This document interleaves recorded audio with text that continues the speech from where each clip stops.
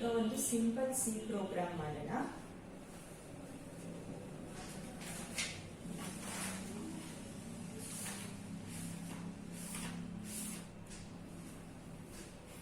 What is the first line of C program?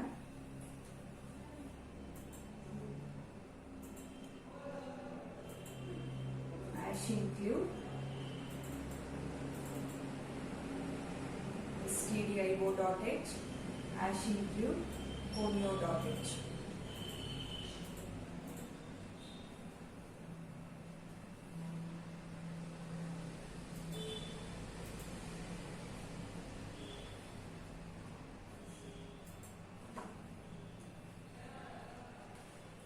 These are the first two lines of the C program.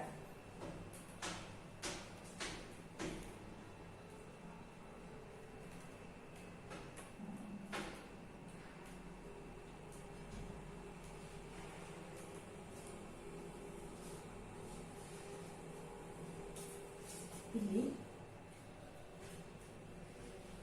Print F ಅಂತ ಒಂದು function type ಮಾಡ್ತೀನಿ. Print F ಅಂತ ಯಾವಾಗ type ಮಾಡಿದ್ರು ಅಲ್ಲಿ bracket open ಆಗಬೇಕು. C programming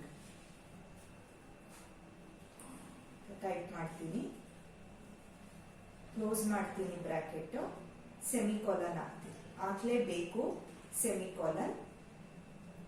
get ಸಿ ಎಚ್ ಅಂತ ಇಲ್ಲೊಂದು ಫಂಕ್ಷನ್ ಹಾಕ್ತೀನಿ, ಕೊನೆಯಲ್ಲಿ ಸೆಮಿಕೋಲನ್, ಇಲ್ಲಿ ಬ್ರಾಕೆಟ್ ಕ್ಲೋಸ್ ಮಾಡ್ತೀನಿ. ಈ ರೀತಿ ಒಂದು ಸಿಂಪಲ್ ಸಿ ಪ್ರೋಗ್ರಾಮ್ ಏನಿರುತ್ತೆ ಇದನ್ನ ಸೇವ್ ಮಾಡ್ತೀನಿ. ಪ್ರೋಗ್ರಾಮ್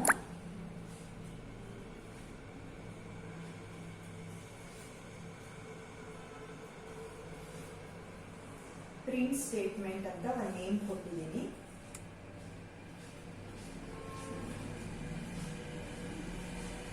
ಇದನ್ನ ರನ್ ಮಾಡಿದ್ರೆ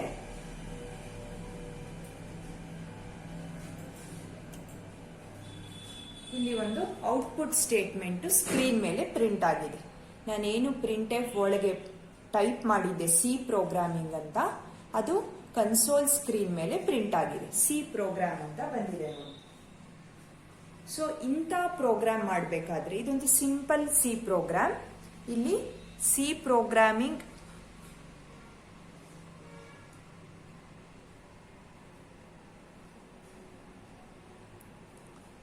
ಈ ರೀತಿ ಸಿ ಪ್ರೋಗ್ರಾಮಿಂಗ್ ಅಲ್ಲಿ ನೀವು ಫಾರ್ಮ್ಯಾಟ್ ಸ್ಪೆಸಿಫೈಯರ್ ಮೆನ್ಷನ್ ಮಾಡೋ ಅವಶ್ಯಕತೆ ಇರಲ್ಲ.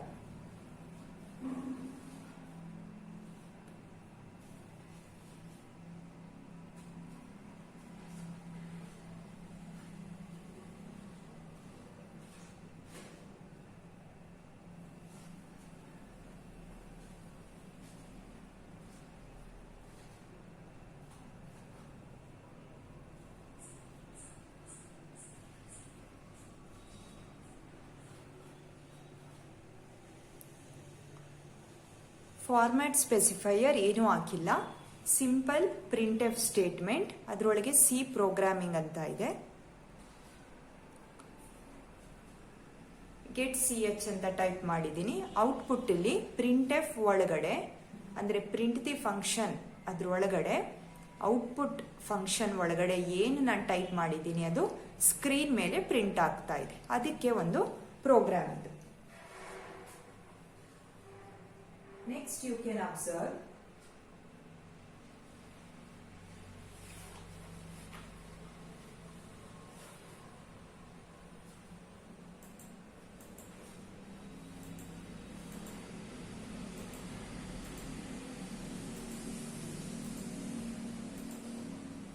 ಇನ್ನೊಂದು ಪ್ರೋಗ್ರಾಮ್ ತಗೊಳ್ತೀನಿ.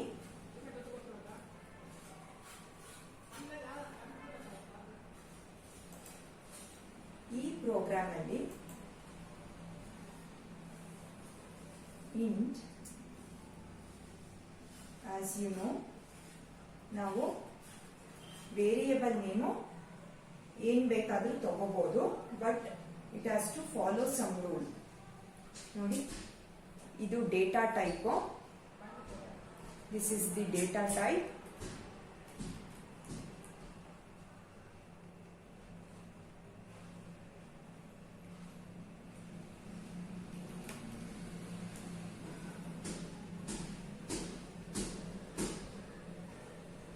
ಇಂಟ್ ಅನ್ನ ಡೇಟಾ ಟೈಪು ಟೆಸ್ಟ್ ಇಂಟಿಜರ್ ಅಂತ ನಾನೇ ಒಂದು ನೇಮ್ ಹಾಕೊಂಡಿದ್ದೀನಿ.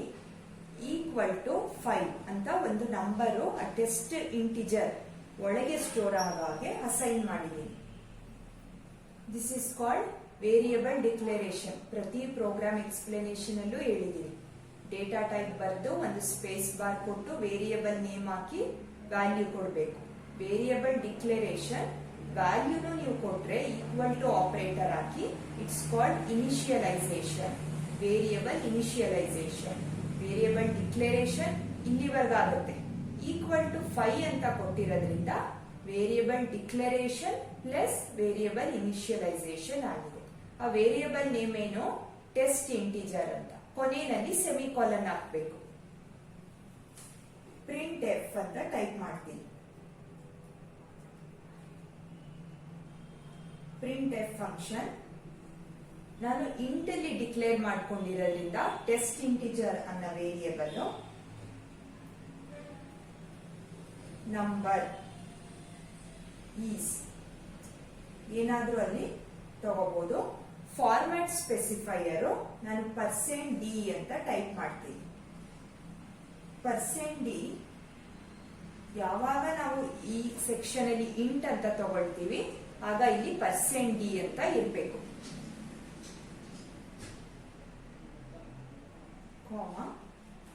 Test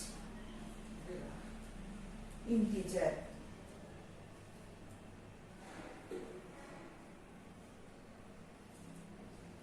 get ch function. ನೋಡಿ, ಪ್ರೀವಿಯಸ್ ಪ್ರೋಗ್ರಾಮ್ಗೂ ಈ ಪ್ರೋಗ್ರಾಮ್ಗೂ ನಿಮಗೆ ಡಿಫ್ರೆನ್ಸ್ ಗೊತ್ತಾಗ್ತಾ ಇರ್ಬೋದು.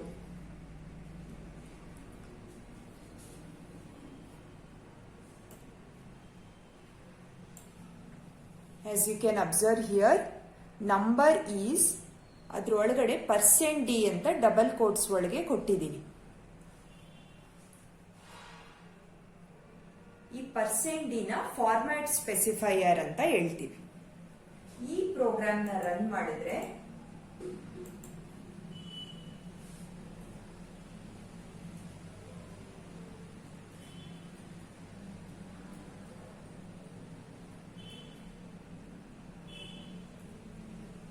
ಫೈಲ್ ನೇಮ್ ಕೊಟ್ಟಿದ್ದೀನಿ, ಸೇವ್ ಮಾಡ್ತಾ ಇದ್ದೀನಿ. ರನ್ ಮಾಡಿದ್ರೆ ಆ ವೇರಿಯಬಲ್ ಒಳಗೆ ಏನು ಸ್ಟೋರ್ ಆಗಿದೆ ಆ ನಂಬರು ಪ್ರಿಂಟ್ ಆಗ್ತಾ ಇದೆ. ನಂಬರ್ ಈಸ್ 5 ಅಂತ. 5 ಅನ್ನೋದು ಎಲ್ಲಿ ಕೂತ್ಕೊಂಡಿದೆ? ಈ ಒಂದು ಪೋರ್ಷನ್ಗೆ ಬಂದು 5 ಅನ್ನೋದು ಸ್ಟೋರ್ ಆಗ್ತಾ ಇದೆ.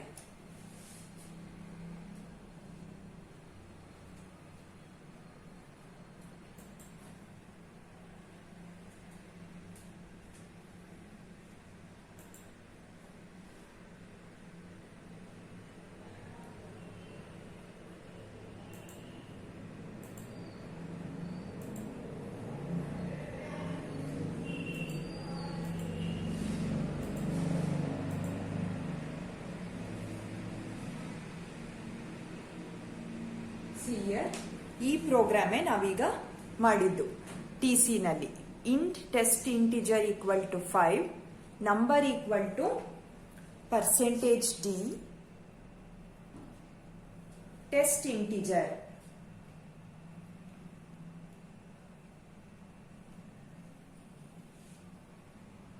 ಈ ರೀತಿ ಇದೆ. %d ಇಲ್ಲಿ ಏನು ತಗೊಂಡಿದ್ದೀನಿ, this is called as the format specifier.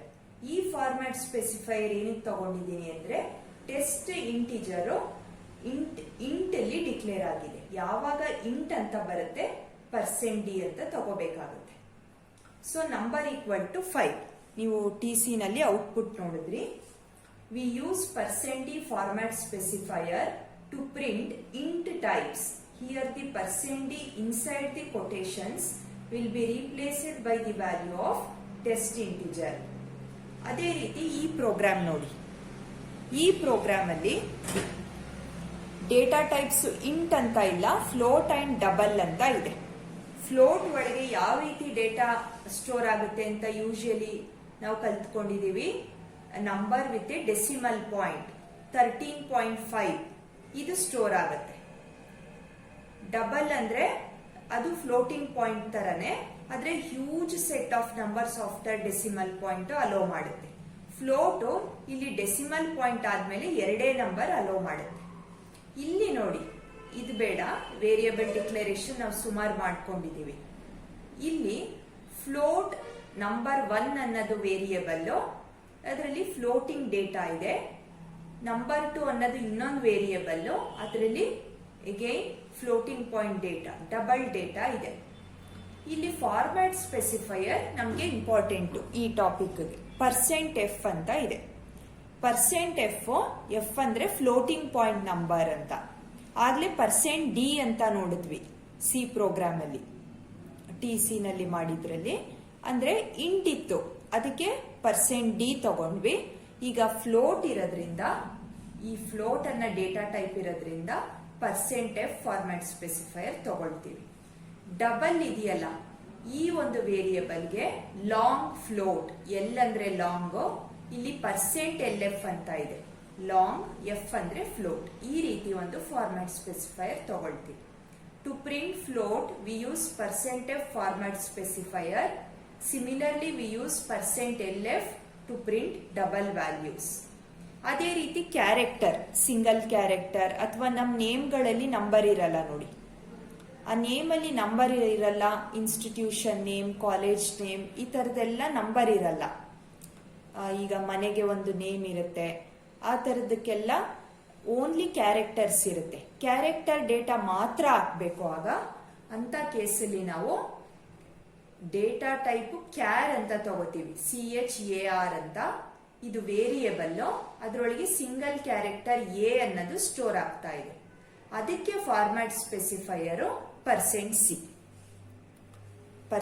Symbol ಬರೆದು ಅದ್ರ ಪಕ್ಕ ಸ್ಪೇಸ್ ಕೊಡ್ದಾಗೆ ಸಿ ಬರಿತೀರ ಯಾವಾಗ ನೀವು ಕ್ಯಾರೆಕ್ಟರ್ ಹಾಕ್ಬೇಕಾದ್ರೆ. ಈ ರೀತಿ ನಂಬರ್ ಹಾಕ್ಬೇಕಾದ್ರೆ %ಸಿಂಬಲ್ ಬರೆದು ಎಫ್ ಅಂತ ಬರಿತೀರಾ, ಇಲ್ಲ %ಸಿಂಬಲ್ ಬರೆದು LF ಅಂತ ಬರಿತೀರಾ. ಈ ರೀತಿ ಇಂಟಿಜರ್ ಇರ್ಬೇಕಾದ್ರೆ %ಸಿಂಬಲ್ ಬರೆದು D ಅಂತ ಬರಿತೀರ. ಇದೇ ನೀವೆಲ್ಲ ಸಿ ಪ್ರೋಗ್ರಾಮ್ಸ್ ಅಲ್ಲಿ ಯೂಸ್ ಮಾಡಿರೋ ಅಂತದ್ದು, ನೀವು ನೋಡ್ಕೊಳ್ತಾ ಹೋಗ್ಬೋದು. ಇದು printf ಅಲ್ಲಿ ನಾವು ಯೂಸ್ ಮಾಡೋ ಅಂತದ್ದು ನಾವು ನೋಡಿದ್ವಿ. ಇಲ್ಲಿ ಸಿ ಇನ್ಪುಟ್ ನೋಡೋಣ. ಇನ್ಪುಟ್ ಫಂಕ್ಷನ್ ಅಂದ್ರೆ scanf. Scanf function takes input from the user. User ಇಂದ ಇನ್ಪುಟ್ ತಗೊಳುತ್ತೆ. It treats formatted input from the standard input as keyboards. ಇಲ್ಲಿ ಟೆಸ್ಟ್ ಇಂಟಿಜರ್ ಅಂತ ಸೇಮ್ ವೇರಿಯಬಲ್ ಡಿಕ್ಲರೇಷನ್ ಆಗಿದೆ. printf ಅಲ್ಲಿ ಈಗ ನೀವು ಎಲ್ಲ ಲ್ಯಾಬ್ ಪ್ರೋಗ್ರಾಮ್ಸ್ ಅಲ್ಲಿ ನೋಡಿದೀರಾ, enter the value of a, enter the value of b, enter the value of NUM, enter the value of r. ಈ ರೀತಿ ಸುಮಾರು ಪ್ರೋಗ್ರಾಮ್ಸ್ ಅಲ್ಲಿ ಸ್ಟಾರ್ಟಿಂಗ್ ಲೈನ್ಸ್ ಅಲ್ಲಿ ಈ ತರ ಬರುತ್ತೆ. ಅದನ್ನ ನಾವೇನೆ ಬರ್ಕೋಬೇಕು, ನಾವೇ ಕ್ರಿಯೇಟ್ ಮಾಡ್ಕೋಬೇಕು. ಎಂಟರ್ ಆನ್ ಇಂಟಿಜರ್ ಅಂತ ನೀವು ಈ ಲೈನ್ ನ ನೀವೇನೆ ಕ್ರಿಯೇಟ್ ಮಾಡ್ಕೊಳ್ತೀರಾ, enter an integer. Scanf compulsory ಈ ತರ ನೀವು ಯಾವಾಗ enter the value of a or b, enter an integer, user ನ ಕೇಳ್ತಾ ಇರ್ತೀರಾ ಎಂಟರ್ ಮಾಡಿ ಅಂತ ಸ್ಟೇಟ್ಮೆಂಟ್ ಆದ್ಮೇಲೆ ಯಾವಾಗ್ಲೂ ಸ್ಕ್ಯಾನ್ಎಫ್ ಫಂಕ್ಷನ್ ಬರಿಬೇಕು. ಸ್ಕ್ಯಾನ್ಎಫ್ ಫಂಕ್ಷನ್ ಬರೆದ್ಮೇಲೆ ಅದ್ರ ಒಳಗಡೆ ಇಂಟ್ ಅಲ್ಲಿ ಡಿಕ್ಲೇರ್ ಮಾಡಿರೋದ್ರಿಂದ ನಾವಿಲ್ಲಿ %d ಅಂತ ಹಾಕ್ಬೇಕು. ಇಲ್ಲಿ ಒಂದೇ ವೇರಿಯಬಲ್ ಇದೆ, ಟೆಸ್ಟ್ ಇಂಟಿಜರ್ ಅಂತ, ಅದಕ್ಕೆ %d ಅಂತ ಇದೆ. ಅಡ್ರೆಸ್ ಆಪರೇಟರ್ ವೇರಿಯಬಲ್ ನೇಮ್, ಅದು ಟೆಸ್ಟ್ ಇಂಟಿಜರ್. ನೆಕ್ಸ್ಟ್ ಔಟ್ಪುಟ್ ಬರ್ಬೇಕಲ್ಲ, ನಾವಾಗ್ಲೇ ನೋಡಿರೋ ಅಂತದ್ದು =5 ಅಂತ ನಾನು ಇಲ್ಲೇನೆ ಇನಿಷಿಯಲೈಸ್ ಮಾಡಿದ್ದೀನಿ. ಈ ಪ್ರೋಗ್ರಾಮ್ ನೋಡಿ, ನಾವು ಟರ್ಬೋಸಿನಲ್ಲಿ ಮಾಡಿದ್ದು ಟೆಸ್ಟ್ ಇಂಟಿಜರ್ =5 ಅಂತ ಇಲ್ಲೇ ವ್ಯಾಲ್ಯೂ ಅಸೈನ್ ಮಾಡಿದ್ದೀನಿ. This is called as initialisation. But ಇಲ್ಲಿ ನೋಡಿ, ಸೇಮ್ ಪ್ರೋಗ್ರಾಮು ಡಿಫ್ರೆಂಟ್ ಆಗಿ ಬರ್ದಿರೋದು, ಇನ್ನೊಂದು ಲೈನ್ ಜಾಸ್ತಿ ಆಗಿದೆ ಅಷ್ಟೇನೆ. ಇಲ್ಲಿ ನಾನು ಜಸ್ಟ್ 5 ಅಲ್ಲ, ಈ ರೀತಿ ಬರ್ಕೊಂಡಾಗ ನಾನು ಎಷ್ಟು ನಂಬರ್ ಆದ್ರೂ ಎಂಟರ್ ಮಾಡ್ಬೋದು. ಯಾವ ರೀತಿ ನಂಬರ್ ಆದ್ರೂ ಎಂಟರ್ ಮಾಡ್ಬೋದು. 5 ಅಲ್ಲ, ನಾನು 1000 ಹಾಕೋಬಹುದು ಅಲ್ಲಿ. ಅಡ್ರೆಸ್ ಆಪರೇಟರ್ ತಗೋಬೇಕು %d ಆದ್ಮೇಲೆ. ಆ %d ಯಾವಾಗಲೂ ನೀವು ಈ ಡಬಲ್ ಕೋಟ್ಸ್ ಒಳಗೇನೆ ಬರಿಬೇಕು. %d ಇರ್ಬೋದು, %f ಇರ್ಬೋದು, %lf ಇರ್ಬೋದು. ಡಬಲ್ ಕೋಟ್ಸ್ ಅಂತ ನಿಮ್ ಕೀಬೋರ್ಡ್ ಅಲ್ಲಿ ಇರುತ್ತೆ, ಲ್ಯಾಪ್ಟಾಪ್ ಕೀಬೋರ್ಡ್ ಅಲ್ಲಿ ನೋಡಿ. ಆ ಡಬಲ್ ಕೋಟ್ಸ್ ಹಾಕಿ ಅದ್ರೊಳಗೇನೆ ಯಾವಾಗ್ಲೂ % ಆದ್ಮೇಲೆ ಈ ಸಿಂಬಲ್ ಬರಿಬೇಕು. ಆಮೇಲೆ ಇಲ್ಲೊಂದು ಕಾಮಾ ಹಾಕ್ಬೇಕು. Comma operator, question, full stop ಎಲ್ಲ ನಿಮ್ ಕೀಬೋರ್ಡ್ ಅಲ್ಲಿ ಸಿಗುತ್ತೆ. This is the comma operator. ಅದಾದ್ಮೇಲೆ ಇದು ಅಡ್ರೆಸ್ ಆಪರೇಟರ್ ಅಥವಾ ಆ್ಯಂಡ್ ಸಿಂಬಲ್ ಅಂತ ಅಂತೀರಾ ನೀವು ಇದನ್ನ ನಾರ್ಮಲ್ ಇಂಗ್ಲಿಷ್ ಲ್ಯಾಂಗ್ವೇಜ್ ಅಲ್ಲಿ. ಇದು ನಿಮ್ಗೆ ಸಿಗುತ್ತೆ ನಿಮ್ ಲ್ಯಾಪ್ಟಾಪ್ ಕೀಬೋರ್ಡ್ ಅಲ್ಲಿ. ಈ ಅಡ್ರೆಸ್ ಆಪರೇಟರ್ ಹಾಕಿ ಟೆಸ್ಟ್ ಇಂಟಿಜರ್ ಅಂತ ಟೈಪ್ ಮಾಡಬೇಕು. ಇದು 2 ವರ್ಡ್, ಟೆಸ್ಟ್ ಅನ್ನೋದೇ ವರ್ಡ್, ಇಂಟಿಜರ್ ಅನ್ನೋದೇ ವರ್ಡ್ ನಮ್ಗೆ. ಬಟ್ ನಾವು ಈ ಲ್ಯಾಂಗ್ವೇಜ್ ಅಲ್ಲಿ ಬರಿಬೇಕಾದ್ರೆ ಇದನ್ನ ಒಂದು ವರ್ಡ್ ಆಗಿ ಬರಿಬೇಕು. ಮಧ್ಯ ಸ್ಪೇಸ್ ಕೊಟ್ಬಿಟ್ರೆ ತಪ್ಪಾಗುತ್ತೆ, ಅದು ಎರರ್ ಬರುತ್ತೆ, ನಿಮ್ಗೆ ಔಟ್ಪುಟ್ ಬರಲ್ಲ. ಸೊ ಟೆಸ್ಟ್ ಇಂಟಿಜರ್ ಅಂತ ನಾನು ಒಂದು ವರ್ಡ್ ಆಗಿ ಇಟ್ಕೊಂಡಿರೋದ್ರಿಂದ ಮಧ್ಯ ಸ್ಪೇಸ್ ಕೊಟ್ಟಿಲ್ಲ. ಅಡ್ರೆಸ್ ಆಪರೇಟರ್ ಬರ್ದು ಆಮೇಲೆ ಟೆಸ್ಟ್ ಇಂಟಿಜರ್ ಅಂತ ಬರಿಬೇಕು. ನೋಡಿ, ಸ್ಕ್ಯಾನ್ ಎಫ್ ಇರ್ಬೋದು, ಪ್ರಿಂಟ್ ಎಫ್ ಇರ್ಬೋದು. ಈ print F enter an integer ಅಂತ ಬರಿಬೇಕಾದ್ರೆ ಇಲ್ಲಿ ಡಬಲ್ ಕೋಟ್ಸ್ ಇದೆ ನೋಡಿ, ಡಬಲ್ ಕೋಟ್ಸ್, ಅಪಾಸ್ಟ್ರಫಿ ಈ ತರ ನೀವು ಹೇಳ್ತಿರಲ್ಲ, ಡಬಲ್ ಕೋಟ್ಸ್ ನ ನೋಡಿ ಕೀಬೋರ್ಡ್ ಅಲ್ಲಿ ಸಿಗುತ್ತೆ. ಆ ಡಬಲ್ ಕೋಟ್ಸ್ ಒಳಗೇನೆ ಪ್ರಿಂಟ್ ಸ್ಟೇಟ್ಮೆಂಟ್ ನೀವು ಬರಿಬೇಕು. ಸ್ಮಾಲ್ ಬ್ರಾಕೆಟ್ ಓಪನ್ ಮಾಡಬೇಕು, ಫಸ್ಟ್ ಡಬಲ್ ಕೋಟ್ಸ್ ಹಾಕ್ಬೇಕು, ಎಂಟರ್ ಆನ್ ಇಂಟಿಜರ್ ಟೈಪ್ ಮಾಡಿ ಡಬಲ್ ಕೋಟ್ಸ್ ಹಾಕಿ ಕ್ಲೋಸ್ ಮಾಡಿ ಸೆಮಿ ಕೋಲನ್. ಕೋಲನ್ ಅಲ್ಲ, 2 ತರ ಇರುತ್ತೆ ಕೀಬೋರ್ಡ್ ಅಲ್ಲಿ, ಕೋಲನ್ ಅಲ್ಲ ಸೆಮಿ ಕೋಲನ್ನೇ ಹಾಕ್ಬೇಕು. ಸ್ಕ್ಯಾನ್ ಎಫ್ %d ಇದು ಅಷ್ಟೇ ಡಬಲ್ ಕೋಟ್ಸ್ ಒಳಗಾಕಿ ಇಲ್ಲೊಂದು ಕಾಮಾ ಆಪರೇಟರ್ ಹಾಕಿ ಅಡ್ರೆಸ್ ಆಪರೇಟರ್ ಹಾಕಿ ಈ ವೇರಿಯೇಬಲ್ ನೇಮ್ ಬರಿಬೇಕು. ನೀವೆಲ್ಲಾ ಪ್ರೋಗ್ರಾಮ್ ನೋಡಿ, ಲ್ಯಾಬ್ ಪ್ರೋಗ್ರಾಮ್ಸ್ ಸಿಮಿಲರ್ ಇದೆ. ಇದು ಸಿಂಪಲ್ 2 ಲೈನ್ 3 ಲೈನ್ ಅಂತ ಪ್ರೋಗ್ರಾಮು, ನಿಮ್ಗೆ ಈಸಿ ಆಗುತ್ತೆ. ಇದನ್ನ ಪ್ರಿಂಟ್ ಕೊಡ್ಬೇಕು. ಈಗ ನಾನು 1000 ಅಂತ ಹಾಕಿದೀನಿ, ಇದು ರನ್ ಮಾಡ್ಬೇಕಾದ್ರೆ 1000 ಅಂತ ಹಾಕಿರೋದು ಸ್ಕ್ರೀನ್ ಮೇಲೆ ಬರ್ಬೇಕಲ್ಲ. ಸ್ಕ್ರೀನ್ ಮೇಲೆ ಸುಮ್ನೆ ಬರಲ್ಲ ಅದು. ನಾನು ಇಲ್ಲಿ ಎಂಟರ್ ಮಾಡಿದ ತಕ್ಷಣ ಸ್ಕ್ರೀನ್ ಮೇಲೆ ಬರಲ್ಲ. ಸ್ಕ್ರೀನ್ ಮೇಲೆ ಬರಕ್ಕೆ ನಾನೊಂದು ಸ್ಟೇಟ್ಮೆಂಟ್ ಬರಿಬೇಕು, ಪ್ರಿಂಟ್ ಎಫ್ ಅಂತ. ಆ ಪ್ರಿಂಟ್ ಎಫ್ಗೂ ಸ್ಮಾಲ್ ಬ್ರಾಕೆಟ್ ಓಪನ್ ಮಾಡಿ, ಸ್ಮಾಲ್ ಬ್ರಾಕೆಟ್ ಕ್ಲೋಸ್ ಮಾಡಿ, ಒಳಗಡೆ ಇಲ್ಲಿ ಡಬಲ್ ಕೋಟ್ಸ್ ಹಾಕೊಳ್ಳಿ. ಡಬಲ್ ಕೋಟ್ಸ್ ಒಳಗಡೆ %d ಇಲ್ಲೊಂದು ಕಾಮಾ ಹಾಕಿ, ಇಲ್ಲಿ ಟೆಸ್ಟ್ ಇಂಟಿಜರ್ ಮತ್ತೆ ಬರ್ದಿದ್ದೀನಿ. ಏನಕ್ಕೆ ಅಂದ್ರೆ ಟೆಸ್ಟ್ ಇಂಟಿಜರ್ ವ್ಯಾಲ್ಯೂ ತನ್ನ ಒಳಗಡೆ ನೀವು ಕೀಬೋರ್ಡ್ ಇಂದ ಏನ್ ಹಾಕ್ತಿರಲ್ಲ, ಈಗ ನಾನು ಕೀಬೋರ್ಡ್ ಇಂದ 1000 ಹಾಕ್ತೀನಿ ಅಂತ ಹೇಳಿದೆ. ಆ 1000ನ ತನ್ನೊಳಗೆ ಇಟ್ಕೊಂಡಿರುತ್ತೆ. ಯಾವಾಗ ಈ ಸ್ಕ್ಯಾನ್ ಎಫ್ ಸ್ಟೇಟ್ಮೆಂಟ್ ಕೀಬೋರ್ಡ್ ಇಂದ ಆ ಕೆಲಸನ ಮಾಡಿಸುತ್ತೆ. ಟೆಸ್ಟ್ ಇಂಟಿಜರ್ ಒಳಗಡೆ 1000 ಅಂತ ಇದೆ ಈಗ. ಆದ್ರೆ ಸ್ಕ್ರೀನ್ ಮೇಲೆ 1000 ಅಂತ ಬರಲ್ಲ. ಸ್ಕ್ರೀನ್ ಮೇಲೆ 1000 ಅಂತ ಬರಬೇಕು ಅಂದ್ರೆ ನಾನೇನ್ ಮಾಡಬೇಕು, ಇದನ್ನ ಪ್ರಿಂಟ್ ಸ್ಟೇಟ್ಮೆಂಟ್ ಬರಿಬೇಕು. ಸ್ಮಾಲ್ ಬ್ರಾಕೆಟ್ ಓಪನ್ ಮಾಡಿ, ಡಬಲ್ ಕೋಟ್ಸ್ ಒಳಗಡೆ ಆ ಪ್ರಿಂಟ್ ಸ್ಟೇಟ್ಮೆಂಟ್ 1000 ಅನ್ನೋದು ಇಂಟಿಜರ್ ನಂಬರ್, ಅದಕ್ಕೆ ಮತ್ತೆ ಇಲ್ಲೊಂದ್ಸತಿ ಫಾರ್ಮ್ಯಾಟ್ ಸ್ಪೆಸಿಫೈಯರ್ ಬರ್ದು ನಂಬರ್ ಈಕ್ವಲ್ ಟು ಅಥವಾ number is the number is going to be printed. ನಾನು ಇಲ್ಲಿ ಏನಾದ್ರೂ ಬರ್ಕೋಬಹುದು, ಜಸ್ಟ್ ನಂಬರ್ ಅಂತ ಇಲ್ಲಿ ಕೊಟ್ಟಿದ್ದಾರೆ ಅಷ್ಟೇನೆ. ಡಬಲ್ ಕೋಟ್ಸ್ ಕ್ಲೋಸ್ ಮಾಡಿ ಇಲ್ಲೊಂದು ಕಾಮಾ ಆಪರೇಟರ್ ಹಾಕಿ ಇಲ್ಲೊಂದು ವೇರಿಯೇಬಲ್ ನೇಮ್ ಇಲ್ಲೇನ್ ಡಿಕ್ಲೇರ್ ಮಾಡಿರ್ತೀನಿ. ಡಿಕ್ಲೇರ್ ಮಾಡಿದಾಗ ಖಾಲಿ ಇತ್ತು, ಏನೂ ಇರ್ಲಿಲ್ಲ ಟೆಸ್ಟ್ ಇಂಟಿಜರ್ ಒಳಗಡೆ. ಈಗ ನಾನು 1000 ಅಂತ ಹಾಕ್ತೀನಿ ರನ್ ಮಾಡಿದಾಗ.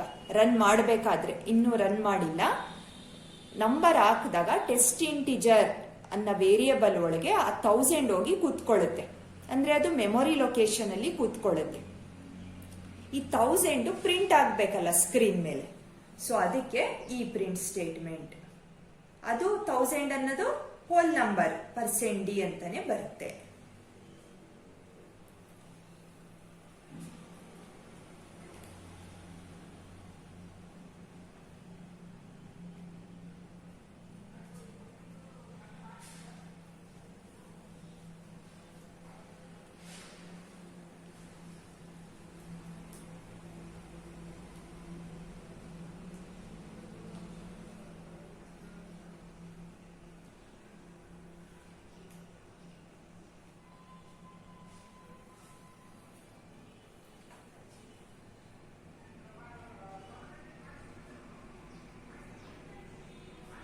ಫ್ಲೋಟ್ ಅಂಡ್ ಡಬಲ್ಗೂ ನೀವು ಅದೇ ರೀತಿ ಮಾಡ್ಕೊಳ್ತೀರಾ.